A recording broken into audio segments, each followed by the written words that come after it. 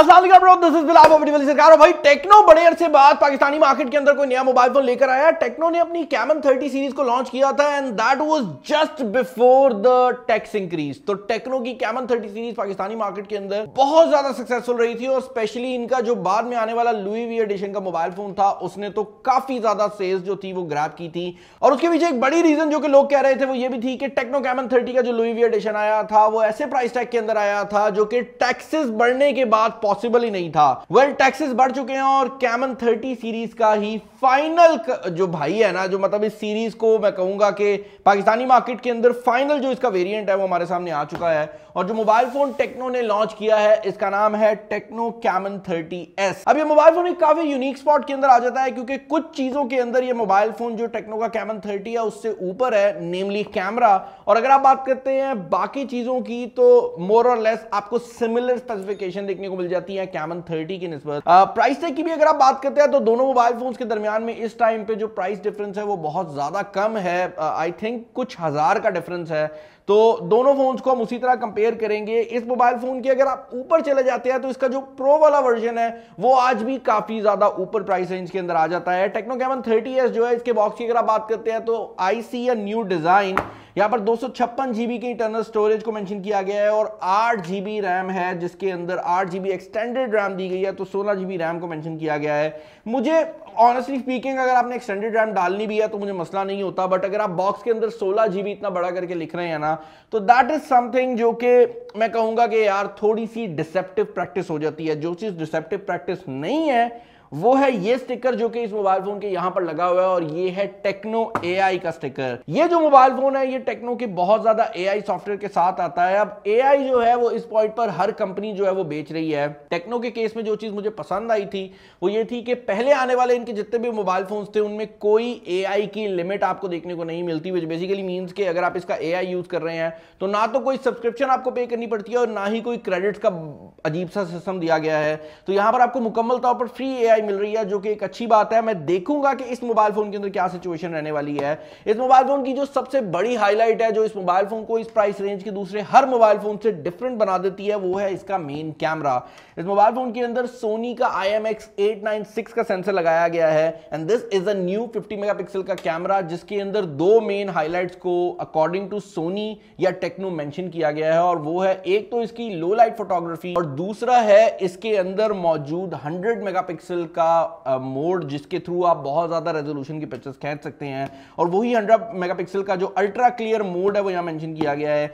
G100 का high performance processor को mention किया गया है। G100 और G99 almost similar performance provide करते हैं and it almost feels like के मीडियाटेक ने नया प्रोसेसर लॉन्च करना था 4G मार्केट के लिए तो उन्होंने G99 उठाया, थोड़ा सा स्क्रू टाइट किया और G100 बना के हमें दे दिया। दैट इज नॉट टू से कि ये प्रोसेसर मजेदार नहीं है। ये प्रोसेसर इस प्राइस रेंज के अंदर आपको बेसिकली जो टॉप एंड प्रोसेसर हैं वो यही मिलते हैं, तो उस लिहाज से काफी पावरफुल प्रोसेसर इस मोबाइल फोन के अंदर देखने को मिल जाता है। 50 मेगापिक्सल का जो सोनी कैमरा दिया गया है, इंटरेस्टिंग बात यह है कि ये ऑप्टिकल इमेज स्टेबलाइजेशन के साथ आता है।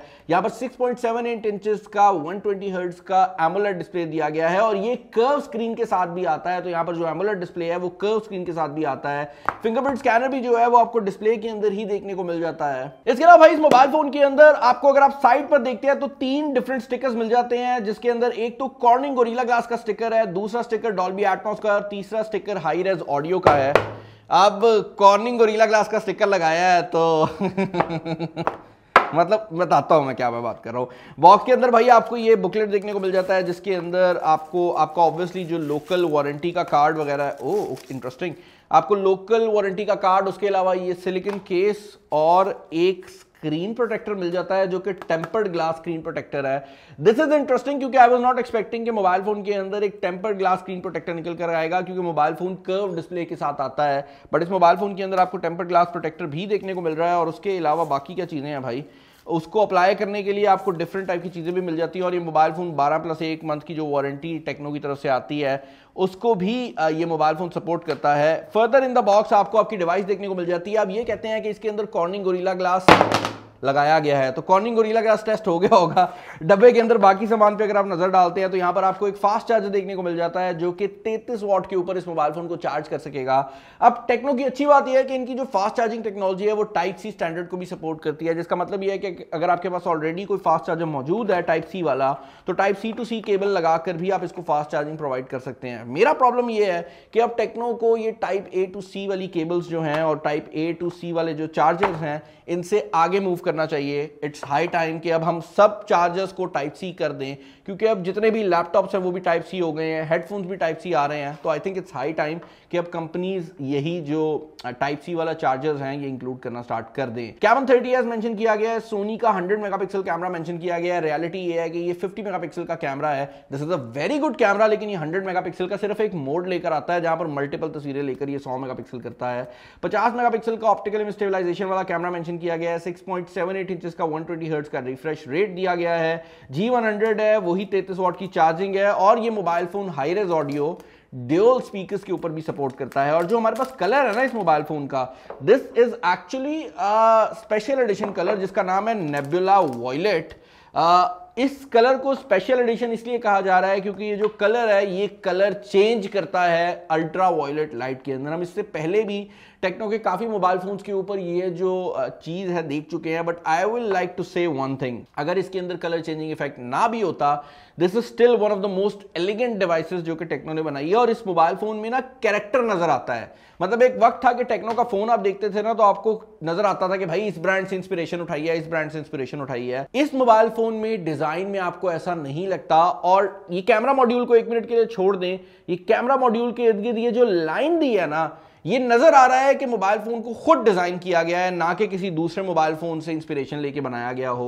ऊपर वाली साइड पर आपको स्पीकर ग्रिल नॉइस कैंसिलेशन का माइक्रोफोन देखने को मिल जाता है और नीचे वाली साइड पर आपको एक और माइक्रोफोन और एक और स्पीकर ग्रिल देखने को मिल रही है। और यहां पर आपकी जो सिम स्लॉट है वो भी अवेलेबल है। साइड पर आपको पावर बटन और वॉल्यूम रॉकर कीज देखने को मिल जाती हैं। मोबाइल फोन की अगर आप डिस्प्ले की बात करते हैं तो यहां पर जैसे मैंने बताया 120 हर्ट्ज का कर्व्ड एमोलेड पैनल देखने को मिल जाता है जिसके अंदर इन डिस्प्ले फिंगरप्रिंट स्कैनर भी लगाया गया है। अब इस मोबाइल फोन के डिस्प्ले के बारे में मैं ये बात जरूर करना चाहूंगा कि ये जो 120 हर्ट्ज का रिफ्रेश रेट लेकर आता है, this feels very very smooth. Like बहुत ज्यादा 120 हर्ट्ज वाले फोन्स मैंने देखे हैं, बट इसका जो डिस्प्ले है वो बहुत ज्यादा स्मूथनेस प्रोवाइड करता है और ये डिस्प्ले बहुत अच्छी ब्राइटनेस भी आपको प्रोवाइड कर देता है। This is a very bright display.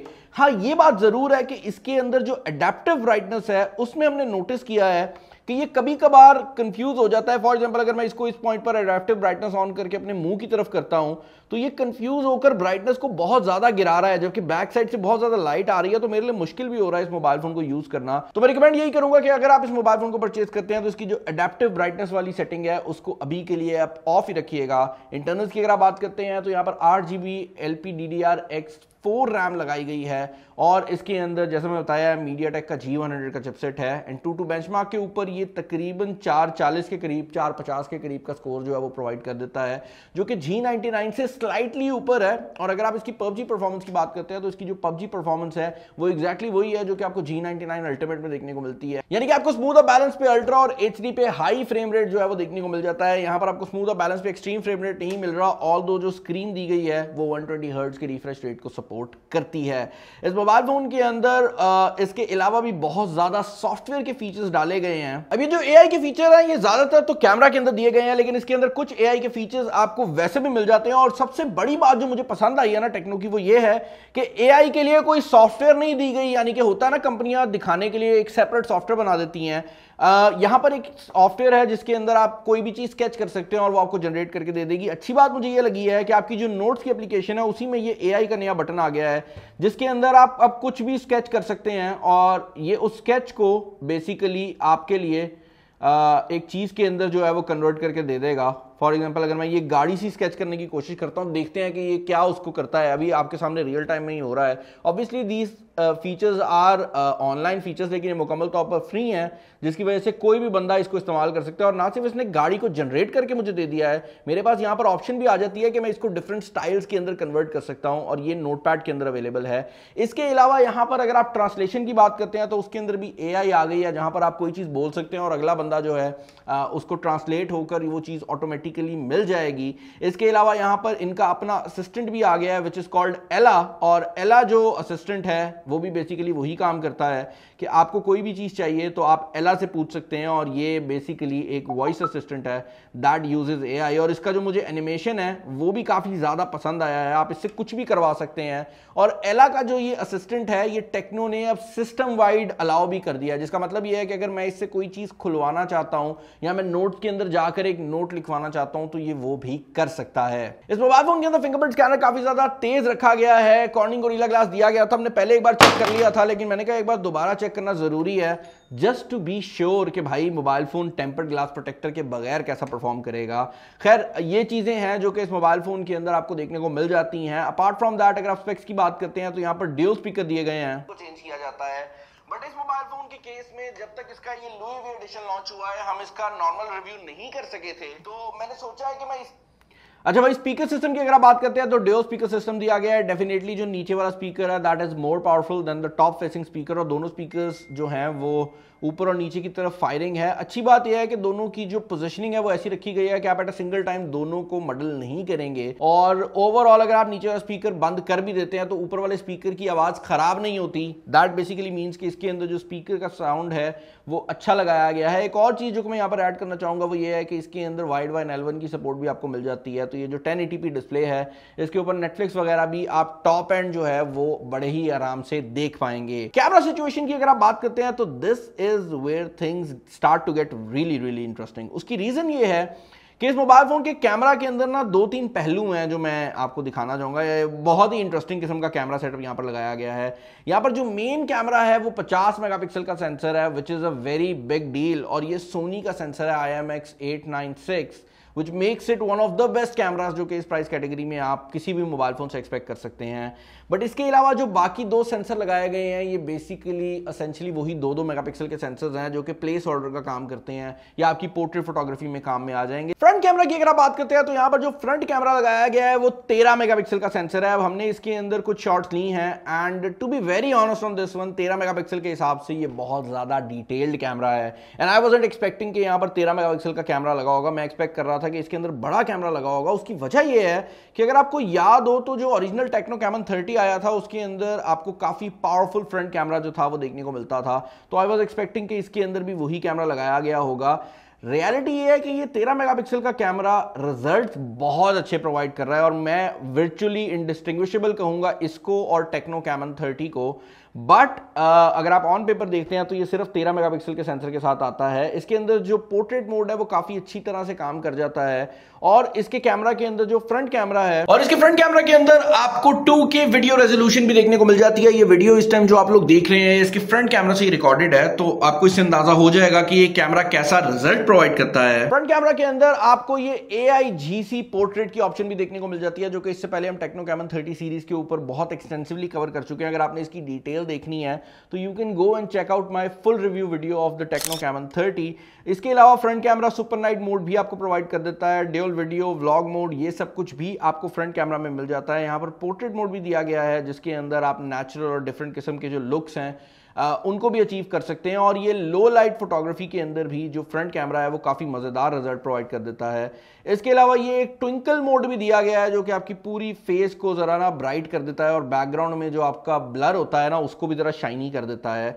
तो ओवरऑल जो कैमराज हैं उनके अंदर रिजल्ट काफ़ी सॉलिड दिए गए हैं। जो बैक कैमरा है ऑन दी अदर हैंड ये 50 मेगापिक्सल का सेंसर वाकई ही गेम चेंजर है। अगर आप बैक कैमरा की बात करते हैं तो ये सोनी का सेंसर आपको बहुत क्रेजी रिजल्ट प्रोवाइड करता है and I was surprised to see the low light performance. इस मोबाइल फोन की लो लाइट परफॉर्मेंस बहुत ज़्यादा मज़ेदार है और आप एक बार के लिए शॉक हो जाते हैं जानते हुए कि ये एक टेक्नो का मोबाइल फ़ोन है। आपको यकीन नहीं आता क्योंकि इस मोबाइल फ़ोन की लो लाइट परफॉर्मेंस इतनी बेहतर है। दिन के अंदर भी इसके जो शॉट्स हैं वो काफ़ी सॉलिड निकल कर आते हैं और स्पेशली फोटोग्राफी के अंदर ये मोबाइल फ़ोन काफ़ी क्रेजी रिजल्ट प्रोवाइड कर देता है। वीडियो की अगर आप बात करते हैं तो ऑप्टिकल में स्टेबलाइजेशन इसमें दी गई है बट इसकी ऑप्टिकल में स्टेबलाइजेशन मिड रेंज वाली है, तो अगर आपको ज़्यादा स्टेबल वीडियो चाहिए आपको अल्ट्रा स्टेडी मोड इस्तेमाल करना पड़ेगा। इस मोबाइल फोन के अंदर आपको सुपर स्काई मोड भी देखने को मिल जाता है जो कि बेसिकली स्काई शॉप के नाम से आता है। एसेंशियली अगर आप कोई तस्वीर खींचते हैं तो उसका जो सूरज का सारा सिस्टम है उसको ये चेंज कर देगा, लेकिन ये सिर्फ दिन के टाइम में काम करता है और ये आपको काफ़ी ज़्यादा जो ऑप्शंस हैं वो प्रोवाइड कर देता है। लो लाइट के अंदर अगर आप करेंगे तो ये कुछ इस तरह से काम करता है, बट लो लाइट में भी हमने नोटिस किया है कि आप तस्वीर दिन में खींचे और उसका आसमान जो है वो आप रात वाला कर सकते हैं। 5000 mAh की बैटरी दी गई है और 33 वाट की फास्ट चार्जिंग भी ये मोबाइल फोन सपोर्ट करता है। तो all in all this feels like a really solid device. अगर मैं अपने ओपिनियंस देना चाहूँ तो मैं ये दूंगा कि अगर आप ऑलरेडी टेक्नो कैमन 30 के यूजर हैं, it makes no sense to upgrade. ये थोड़ा सा डिफरेंस लेकर आता है और मैं किसी बंदे को नहीं कहूंगा कि इतने से अपग्रेड के लिए आप अपना कैमन 30 बेचें और कैमन 30S ले लें। लेकिन अगर आप एक ऐसा बंदा है जो कि इस प्राइस रेंज के अंदर एक नया मोबाइल फोन ढूंढ रहा है, तो ये मोबाइल फोन आपको डिसअपॉइंट नहीं करने वाला, क्योंकि कैमरा से लेकर जो डिस्प्ले है उसकी क्वालिटी इस मोबाइल फोन के ऊपर मुझे बहुत पसंद आई है। And overall this is a complete recommendation from my side. इस प्राइस रेंज के अंदर ये एक काफी सॉलिड कंटेंडर बन जाता है। मुझे कमेंट्स में बताएं कि इस फोन के रिलेटेड आपके क्या ओपिनियंस हैं और मैं इसको यहां पर रख दूं ताकि मेरी टीम मुझे दोबारा गालियां ना दे। वो कहते हैं कि आप फोन उठा के फेंकते रहते हैं। कमेंट्स में बताएं कि इस फोन के रिलेटेड आपके क्या ओपिनियंस हैं। चैनल पर नए हैं, चैनल को सब्सक्राइब कर लीजिएगा, वीडियो को लाइक कर दीजिएगा, दोस्तों शेयर कर दीजिएगा। इस वीडियो में इतना ही। दोस्तों बिलाल साइनिंग ऑफ। अल्लाह हाफिज़।